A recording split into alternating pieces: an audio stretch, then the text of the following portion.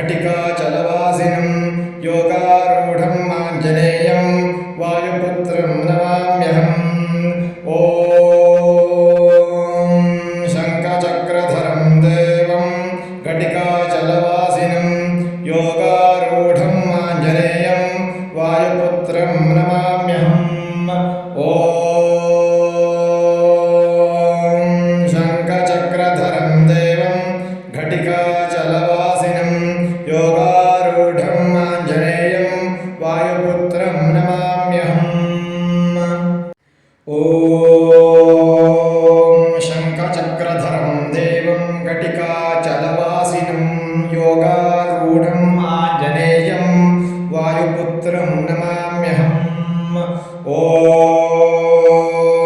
शङ्खचक्रधरं देवं घटिकाचलवासिनं योगारूढम् आञ्जनेयं वायुपुत्रं नमाम्यहम् ॐ शङ्खचक्रधरं देवं घटिकाचलवासिनं योगारूढम् आञ्जनेयं वायुपुत्रं नमाम्यहम् ॐ शङ्खचक्रधरं देवं घटिकाचलवासिनं योगारूढम् आञ्जनेयं वायुपुत्रं नमाम्यहम् ॐ शङ्खचक्रधरं देवं घटिकाचलवासिनं योगारूढम् आञ्जनेयं वायुपुत्रं नमाम्यहम् ॐ शङ्खचक्रधरं देवं घटिकाचलवासिनं योगारूढम् आञ्जनेयं वायुपुत्रं नमाम्यहम् ॐ शङ्खचक्रधरं देवं घटिकाचलवासिनं योगारूढम् आञ्जनेयं वायुपुत्रं नमाम्यहम् ॐ शङ्खचक्रधरं देवं घटिकाचलवासिनं योगारूढम् आञ्जनेयं वायुपुत्रं नमाम्यहम् ॐ शङ्खचक्रधरं देवं घटिकाचलवासिनं योगारूढम् आञ्जनेयं वायुपुत्रं नमाम्यहम् ॐ शङ्खचक्रधरं देवं घटिकाचलवासिनं योगारूढम् आञ्जनेयं वायुपुत्रं नमाम्यहम् ॐ शङ्खचक्रधरं देवं घटिकाचलवासिनं योगारूढम् आञ्जनेयं वायुपुत्रं नमाम्यहम् ॐ शङ्खचक्रधरं देवं घटिकाचलवासिनं योगारूढम् आञ्जनेयं वायुपुत्रं नमाम्यहम् ॐ शङ्खचक्रधरं देवं घटिकाचलवासिनं योगारूढम् आञ्जनेयं वायुपुत्रं नमाम्यहम् ॐ शङ्खचक्रधरं देवं घटिकाचलवासिनं योगारूढम् आञ्जनेयं वायुपुत्रं नमाम्यहम् ॐ शङ्खचक्रधरं देवं घटिकाचलवासिनं योगारूढम् आञ्जनेयं वायुपुत्रं नमाम्यहम् ॐ शङ्खचक्रधरं देवं घटिकाचलवासिनं योगारूढम् आञ्जनेयं वायुपुत्रं नमाम्यहम् ॐ शङ्खचक्रधरं देवं घटिकाचलवासिनं योगारूढम् आञ्जनेयं वायुपुत्रं नमाम्यहम् ॐ शङ्खचक्रधरं देवं घटिकाचलवासिनं योगारूढम् आञ्जनेयं वायुपुत्रं नमाम्यहम् ॐ शङ्खचक्रधरं देवं घटिकाचलवासिनं योगारूढम् आञ्जनेयं वायुपुत्रं नमाम्यहम् ॐ शङ्खचक्रधरं देवं घटिकाचलवासिनं योगारूढम् आञ्जनेयं वायुपुत्रं नमाम्यहम् ॐ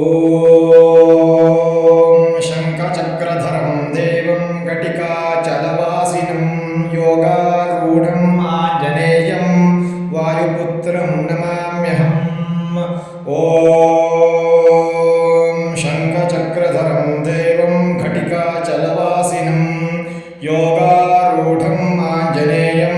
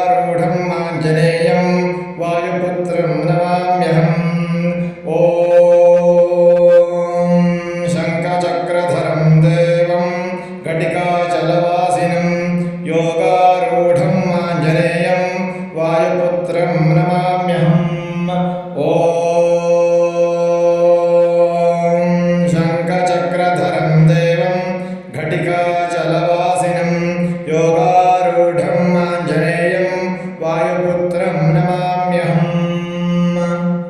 ॐ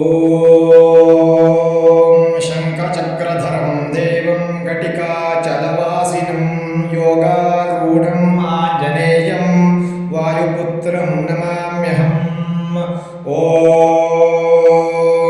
शङ्खचक्रधरं देवं घटिकाचलवासिनं योगारूढम् आञ्जनेयं वायुपुत्रं नमाम्यहम्। ॐ शङ्खचक्रधरं देवं घटिकाचलवासिनं योगारूढम् आञ्जनेयं वायुपुत्रं नमाम्यहम्। ॐ शङ्खचक्रधरं देवं घटिकाचलवासिनं योगारूढम् आञ्जनेयं वायुपुत्रं नमाम्यहम्। ॐ शङ्खचक्रधरं देवं घटिकाचलवासिनं योगारूढम् आञ्जनेयं वायुपुत्रं नमाम्यहम्। ॐ शङ्खचक्रधरं देवं घटिकाचलवासिनं योगारूढम् आञ्जनेयं वायुपुत्रं नमाम्यहम्। ॐ शङ्खचक्रधरं देवं घटिकाचलवासिनं योगारूढम् आञ्जनेयं वायुपुत्रं नमाम्यहम्। ॐ शङ्खचक्रधरं देवं घटिकाचलवासिनं योगारूढम् आञ्जनेयं वायुपुत्रं नमाम्यहम्। ॐ शङ्खचक्रधरं देवं घटिकाचलवासिनं योगारूढम् आञ्जनेयं वायुपुत्रं नमाम्यहम्। ॐ शङ्खचक्रधरं देवं घटिकाचलवासिनं योगारूढम् आञ्जनेयं वायुपुत्रं नमाम्यहम्। ॐ शङ्खचक्रधरं देवं घटिकाचलवासिनं योगारूढम् आञ्जनेयं वायुपुत्रं नमाम्यहम्। ॐ शङ्खचक्रधरं देवं घटिकाचलवासिनं योगारूढम् आञ्जनेयं वायुपुत्रं नमाम्यहम्। ॐ शङ्खचक्रधरं देवं घटिकाचलवासिनं योगारूढम् आञ्जनेयं वायुपुत्रं नमाम्यहम्। ॐ शङ्खचक्रधरं देवं घटिकाचलवासिनं योगारूढम् आञ्जनेयं वायुपुत्रं नमाम्यहम्। ॐ शङ्खचक्रधरं देवं घटिकाचलवासिनं योगारूढम् आञ्जनेयं वायुपुत्रं नमाम्यहम्।